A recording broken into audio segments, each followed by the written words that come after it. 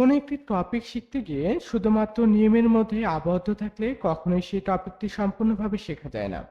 এর জন্য আমরা শুধুমাত্র নিয়মের মধ্যে আবদ্ধ না থেকে প্র্যাকটিসের মাধ্যমে আর্টিকেলটি আজকের এই ক্লাসে শিখব। এর পূর্বের ক্লাসে আমরা আর্টিকেল থেকে কোন রুলসগুলো সবচেয়ে গুরুত্বপূর্ণ সেই রুলসগুলো নিয়ে আলোচনা করেছি। যা তোমরা ক্লাসটি করনি, অবশ্যই আর্টিকেলে সেই ক্লাসটি করে নেবে ইনশাল্লাহ। আজকের এই ক্লাসের মাধ্যমে তোমার যে প্র্যাকটিস কিভাবে করতে হবে এবং সলভ করার নিয়মটুকু তুমি শিখে যাবে ইনশাআল্লাহ। এবং সেই সাথে আর্টিকেলের উপর আরো বেশ কয়েকটি আমরা বোর্ড কোশ্চেন সলভ করব। আশা করি চ্যানেলটি সাবস্ক্রাইব করে পাশে থাকবেন। লক্ষ্য করো, ঢাকা বোর্ড 2019 সালে আসা ছিল এই কোশ্চেনটি। আমরা এই কোশ্চেনটি এখন সলভ করব।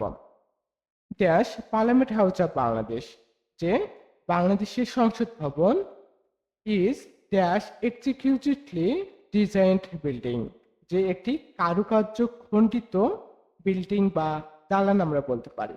এখন এ নাম্বারে যে ফিল ইন দ্য গ্যাপটি দেওয়া রয়েছে, এখানে আমরা কি বসাবো? এ বসাবো নাকি অ্যান বসাবো, অথবা আমরা যেটি বসাতে পারি সেটা হচ্ছে আমরা তাকে বসাবো। এখন আমরা কোনটিকে বসাবো, এটা হচ্ছে আমাদের মেন কোশ্চেন।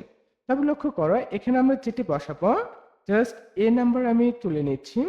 লক্ষ্য করো, এ নাম্বারের রাইট অ্যান্সার আমরা যেটি নেব সেটা হচ্ছে আমরা এখানে তাকে বসিয়ে দেবো। এখন এটাকে একটু আমি হাইলাইট করে দিচ্ছি যে আমরা তাকে বসিয়ে দিলাম এবং কেন তা আমাদের অ্যান্সার হলে এটা জানতে হবে। লক্ষ্য করো যে আমরা নিয়মের মধ্যে পড়েছি, যদি প্রথমে যে ফিল ইন দ্য গ্যাপ থাকে, এরপরে যদি একটি অ্যাডজেক্টিভ, জাস্ট ওয়েট, যদি অ্যাডজেক্টিভ থাকে, এরপরে নাউন এবং এর পরে যদি অফ থাকে, এরপরে যদি অফ থাকে, তাহলে সেই ফিল ইন দ্য গ্যাপ আমরা যেটা বসাবো সেটা হচ্ছে আমরা তাকে বসিয়ে দেবো। সো লক্ষ্য করো, parliament house, this is a house is a noun, parliament is a adjective. So এরপরে যেটি রয়েছে আমাদের প্রিপোজিশন অফ রয়েছে। সো যেহেতু অফ রয়েছে, এই কারণে আমরা পূর্বে যেটিকে বসিয়ে দিয়েছি সেটা কি, আর্টিকেল আমরা তাকে বসিয়ে দিয়েছি। এরপর লক্ষ্য করো, ইজ ড্যাশ এক্সিকিউটিভলি ডিজাইনড বিল্ডিং। এখন এই ফিল ইন দ্য গ্যাপ আমরা কি বসাবো? জাস্ট খুব একটা আমাদের দ্বিতীয় নম্বর যে নিয়মটি শিখেছিলাম সেটা হচ্ছে, যদি ভাওয়াল দ্বারা কোনো ওয়ার্ড শুরু হয়, যে ভাওয়াল দ্বারা যদি কোনো ওয়ার্ড শুরু হয়, তাহলে আমরা কি বসাতে পারি? তাহলে আমরা অ্যান্ড কে বসিয়ে দিতে পারি। কি বসিয়ে দিতে পারি? অ্যান্ড কে বসিয়ে দিতে পারি। তার মানে বি এর নাম্বারে আমাদের রাইট অ্যান্সার হচ্ছে অ্যান্ড। সো এখন আমাদের বি নাম্বার নিয়ে একটু আমরা দেখি যে বি নাম্বার কেন এটা হলো। এটাতে একটু সলভ আমাদেরকে করতে হবে। জাস্ট ওয়েট করো, এই নাম্বারটা আমি একটু ঠিক করে দিচ্ছি। এ ওকে। এরপর লক্ষ্য করো, আমাদের যে বি নাম্বারে আমরা রাইট অ্যান্সার নিলাম হচ্ছে অ্যান্ড। এখানে একটা মজার তথ্য মাথায় রাখো, যে অ্যান্ড এর পরে অ্যান্ড তখনই বসবে যখন এরপরে ভাওয়াল দ্বারা কোনো ওয়ার্ড শুরু হবে, যে ভাওয়াল দ্বারা কোনো ওয়ার্ড শুরু হবে। তবে এখানে আবার কিছু পার্থক্য রয়েছে, বেসিক পার্থক্য রয়েছে, সেগুলো আমরা শিখিয়েছি তোমাদেরকে। তবে এখানে ভাওয়াল সাউন্ডটা যদি দেই তাহলে ক্লিয়ার বেশি হয়। যদি ভাওয়াল সাউন্ড দ্বারা কোনো ওয়ার্ড শুরু হয়, তাহলে আমরা কি ব্যবহার করব? আমরা অ্যান্ড কে ব্যবহার করব। আশা করি আমি বুঝতে পেরেছি। ইনফ্যাক্ট প্রকৃতপক্ষে it is dash wonder of modern architecture, যে এটি হচ্ছে আধুনিক স্থাপত্য অ্যান্ড টেকনোলজি, এবং টেকনোলজির একটি বিস্ময়। এখন আমরা লক্ষ্য করে এখানে আমরা কোন আর্টিকেলটি ব্যবহার করতে পারি। আমরা সাধারণত যেটি শিখেছি, যে কোনো ওয়ার্ডের পরে যদি অফ থাকে, কোনো ওয়ার্ডের পরে যদি অফ থাকে, তাহলে কি বসাবো? দা বসাবো। সেই রুলস অনুযায়ী যে তুমি এখানে দাকে বসিয়ে দাও। কি বসিয়ে দাও? এখানে যদি তুমি দাকে বসিয়ে দাও, তাহলে একটু তোমাদের ভুল হবে, কেননা এই সেন্টেন্সে অর্থের উপর ডিপেন্ড করেও অনেক কিছু বসাতে হয়। যদি দা বসাও, হ্যাঁ রাইট হতে পারে, তবে এখানে যেটি বসবে সেটা কি জানো? সেটা হচ্ছে আমাদের আর্টিকেল এ বসবে। কি বসবে? আর্টিকেল এ বসবে। এখন তোমার মনে কোশ্চেন আসতে পারে, স্যার আপনিও তো শিখিয়েছিলেন যে কোনো ওয়ার্ডের পরে যে অফ থাকে তার পূর্বে কি বসে? দা বসে। যে সি নাম্বারটা একটু আমরা লক্ষ্য করি, ফোকাস করি, যে সি নাম্বারে আমিও তোমাদেরকে শিখিয়েছিলাম যে কোনো নাউনের পরে যদি অফ থাকে, কি থাকে? অফ থাকে, তাহলে এই ফিল ইন দ্য গ্যাপে কি বসে? ফিল ইন দ্য গ্যাপে আমি দা বসাতে বলেছিলাম, আমিও তোমাকে এই নিয়ম শিখেছিলাম। কিন্তু কিছু কিছু ক্ষেত্রে ব্যতিক্রম রয়েছে, যেমন সি নাম্বারটা আমাদের ব্যতিক্রম, যে ওয়ান্ডার এমন একটি ওয়ার্ড যে ওয়ান্ডার এমন একটি ওয়ার্ড, এই ওয়ার্ডের পূর্বে সাধারণত কি বসে? সাধারণত হচ্ছে আমাদের এ বসে। কি বসে? এ বসে। আর এটি হচ্ছে ব্যতিক্রম। তুমি রুলস জানো, সবকিছু জানো, কিন্তু অ্যান্সার করতে পারো না। সো এটাকে তোমাকে প্র্যাকটিসের মাধ্যমে সলভ করতে হবে। যদি আবার কেউ যদি এখানে দেয়, তবু রাইট অ্যান্সার হবে। তবে মোস্ট অ্যাপ্রোপ্রিয়েট অ্যান্সার বলে একটি কথা রয়েছে, সেটা হচ্ছে আমাদের এ, যে মোস্ট অ্যাপ্রোপ্রিয়েট অ্যান্সার। আর এ এখানে কেন বসলো? কনসোনেন্ট সাউন্ড দ্বারা যদি কোনো কিছু শুরু হয়, তাহলে কি হবে? তার পূর্বে আমাদের এ কে ব্যবহার করব। আশা করি আমি বোঝাতে পেরেছি। এরপরে আমরা চলে যাচ্ছি 3 নাম্বারে। It is one of dash largest and most spectacular parliament building in dash world. এখন লক্ষ্য করো, আমরা সি নাম্বারে তো আমরা এ কে নিলাম, এখন ডি নাম্বারে কি বসাতে পারি? জাস্ট ডি নাম্বারটা লক্ষ্য করো, ফোকাস করো, তুমিও এটার অ্যান্সার করতে পারবে। যে ডি নাম্বারটা হচ্ছে সবচেয়ে যে ইজি একটি। জাস্ট এখানে কি আমরা একটা রুলস পড়েছিলাম, সেটা হচ্ছে প্রিপোজিশনের পরে যে ফিল ইন দ্য গ্যাপ থাকে, তাহলে কি বসাবো? আমরা দাকে বসিয়ে দেবো। কি বসাবো? দাকে বসিয়ে দেবো। আবার এখানে আরো একটি আমরা রুলস পড়েছিলাম, সেটা হচ্ছে সুপারলেটিভ ডিগ্রির পূর্বে কি বসে? দা বসে। আমরা ওই রুলসে যাচ্ছি না, আমরা রুলস যাচ্ছি যে প্রিপোজিশনের পর ফিল ইন দ্য গ্যাপ থাকলে কি বসবে?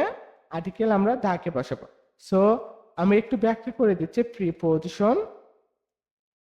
প্রিপোজিশন যারা চেনো না, তাদের জন্য বলে রাখি, যেমন ধরো to, of, in, about etcetera রয়েছে। সো প্রিপোজিশনের পর যদি কোনো ফিল ইন দ্য গ্যাপ থাকে, সেখানে কি বসাবো? আমরা দাকে বসিয়ে দেব। আশা করি বোঝাতে পেরেছি। এরপর লক্ষ্য করো, এরপর in number fill in the gap. দেখো ইন একটা কি আমাদের? ইন একটা হচ্ছে আমাদের প্রিপোজিশন। আমরা কিন্তু প্রিপোজিশন তুমি না চেনে থাকতে পারো, বাট এখানে দেখো, এখানে আমি কি দিয়েছি? প্রিপোজিশন দিয়েছি ইন। সো এগুলোর পরে যদি কোনো ফিল ইন দ্য গ্যাপ থাকে, সেখানে কি বসাবে তুমি? আর্টিকেল দাকে বসিয়ে দেবে। সো এখানে আমরা আর্টিকেল কি বসাবো? দাকে নিয়ে নেব। আর রাইট অ্যান্সার হচ্ছে আমাদের দা। আশা করি আমি বোঝাতে পেরেছি। এরপরে আমরা লক্ষ্য করি যে it is dash highly expensive building. এটা কি? এটা হচ্ছে আমাদের সবচেয়ে ব্যয়বহুল একটি ভবন।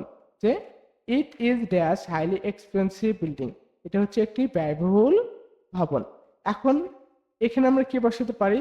এখানে আমরা যেটি বসাবো, দা তো এখানে বসবে না, এখানে হয় এ বসবে না হয় অ্যান বসবে। কেন? কারণ it is dash highly expensive. এটা হচ্ছে একটি অত্যন্ত ব্যয়বহুল ভবন, যা তুমি সেন্টেন্সে যখন পড়বে তখন কাউন্ট করতে পারবে। আর আমরা জানি কনসোনেন্ট দ্বারা শুরু হলে এর পূর্বে কি বসে? এর পূর্বে আর্টিকেল এ বসে। আর সি নাম্বারে এখানে ক্যাপিটাল লেটার হবে না, স্মল লেটারের এ আমরা বসাবো। কেন? সেন্টেন্সের মাঝে এ যেখানে বসুক, সেখানে কি হবে? ক্যাপিটাল লেটার হবে। ওকে, এখন দেখো এফ নাম্বারটা, যে কি হয়েছে? এর তো আমরা এখানে রাইট অ্যান্সার নিচ্ছি, তবে এটা হচ্ছে হাইলি। দেখো, পূর্ণ ওয়ার্ড যদি কনসোনেন্ট সাউন্ড দ্বারা শুরু হয়, কি বসে? এ বসে। জাস্ট লক্ষ্য করো, আমরা এই নিয়মটা পড়েছি কিনা, 3 নম্বর সলভ করার সময় কিন্তু দেখেছি। এরপরে আমরা লক্ষ্য করি ড্যাশ, যে নাম্বারটা, dash maintenance cost of the parliament house is about 50 million টাকা পার ইয়ার্স। যে ড্যাশ মেইনটেন্স কস্ট অফ, যে আমরা একটু আগে দেখলাম এ নাম্বার সলভ করার সময়, যদি অ্যাডজেক্টিভ নাউন এরপরে যদি অফ থাকে, জাস্ট লক্ষ্য করো, অ্যাডজেক্টিভ যে কস্ট এখানে নাউন, মেইনটেন্সটা হচ্ছে আমাদের অ্যাডজেক্টিভ, এরপরে যদি অফ থাকে, তাহলে সেই ফিল ইন দ্য গ্যাপে আমরা কি বসাবো? আমরা তাকে বসিয়ে দেব। কি বসাবো? আমরা তাকে বসিয়ে দেব। সো এখানে এই কারণে রাইট অ্যান্সার হচ্ছে আমাদের দা। এখন লক্ষ্য করো, জাস্ট আমরা সলভ করতেছি এখানে প্রায় 7টা, যে 7 নম্বর ফিল ইন দ্য গ্যাপে রয়েছে, বাট আমাদের কিন্তু শুধুমাত্র 4টা রুলসের মাধ্যমেই কিন্তু কভার হয়ে যাচ্ছে। এখন বলতে 4টা রুলসের মাধ্যমে। এরপরে আমরা দেখি an American architect dash Louis I Kahn design this. যে লরিস আই খান নামে একজন ডিজাইন ছিল আমেরিকান, তিনি কি করেছে? এটা ডিজাইন করেছে। এখন আমরা এই নাম্বারে যেটি নিতে পারি, লক্ষ্য করো, সেটা হচ্ছে আমাদের কি বসাতে পারি? এটা তুমি লক্ষ্য করো তো। দেখো, তোমাকে আমি একটি পড়িয়েছিলাম যে যেটি আমি তোমাকে পড়িয়েছিলাম যে ক্লোজ বসবে সেখানে যদি প্রপার নাউন হয়, যে ফিল ইন দ্য গ্যাপের পর যদি proper noun proper just wait করো, প্রপার নাউন যদি থাকে, যদি প্রপার নাউন থাকে এর পূর্বে যদি ফিল ইন দ্য গ্যাপ থাকে, তাহলে সেখানে কি বুঝবে, আমরা ক্রোধ চিহ্ন দেবো। লোরিস আইকান এটা একটা নাম, কোনো ব্যক্তির নাম, আর ব্যক্তির নাম হলে কি হয়, প্রপার নাউন হয়। সো এই কারণে আমরা যেটি ব্যবহার করব সেটা হচ্ছে আমরা ক্রোধ চিহ্নটাকে ব্যবহার করব। আশা করি আমি বুঝতে পেরেছি। এরপর লক্ষ্য করো যে ডিজাইন দিস ড্যাশ বিল্ডিং। এখন এখানে আমরা আই নাম্বার কি বসাতে পারি, আই নাম্বারে কোন আর্টিকেল কি বসাতে পারি। এখানেও আমাদের আরেকটি আমাদের রুলস জানতে হবে, সেটা হচ্ছে যেটা আমি শিখিয়েছিলাম যে ডিটারমিনারের পর, যে ডিটারমিনারের পর কি বসে না, কোনো আর্টিকেল বসে না, সেখানে ক্রোধ চিহ্ন আমাদেরকে দিতে হবে। সো ডিটারমিনারের পর কোনো কি বসবে না, আর্টিকেল বসবে না, ক্রোধ চিহ্ন দিতে হবে। এবং এটার আর একটা নিয়ম শিখে রাখো, সেটা হচ্ছে যে ডিটারমিনার যদি পরেও থাকে, যে ডিটারমিনার যে ডিটারমিনারের পূর্ব যদি কি থাকে, ফিল ইন দ্য গ্যাপ থাকে, সেখানে কি চিহ্ন বসবে, আমরা ক্রোধ চিহ্নকে বসিয়ে দেব। সো ডিটারমিনার আগে হোক পরে হোক যাই বসুক না কেন কি হবে, ক্রোধ চিহ্ন বসবে। সো এই কারণে কি কোনো আর্টিকেল আমরা এখানে ব্যবহার করিনি, ক্রোধ চিহ্ন আমরা দিয়েছি।